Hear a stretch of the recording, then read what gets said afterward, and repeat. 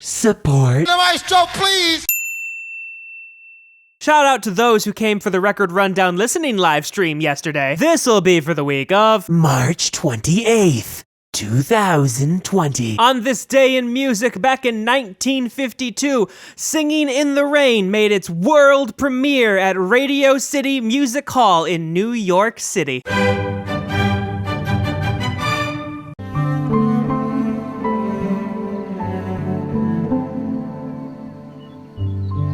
This came back out in 2001. This is an instrumental album by cellist David Darling. It's just a bunch of ambient music with some nature sounds, oddly enough, taken from planet Earth. It's really just a bunch of ambient music, which you might need right now, all things considered. Don't mean a thing if it ain't got that swing. To be honest, there aren't a lot of new jazz albums charting, period. I think there are 2, but hopefully those 2 can get up into the top 5 and we can talk about them. Singing.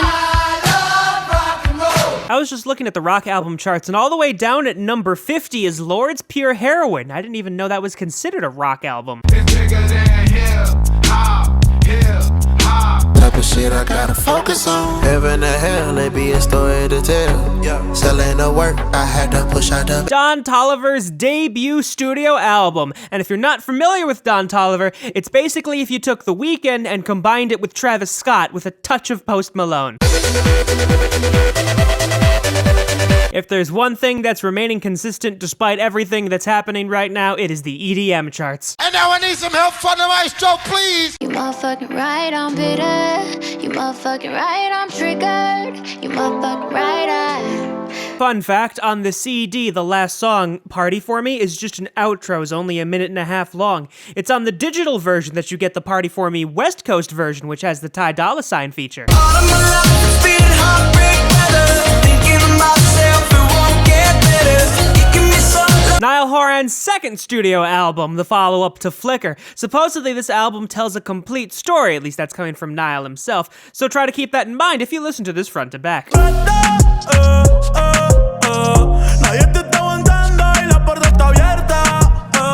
Fun fact, this is the highest charting all-Spanish album ever. Do it for my family, my fans.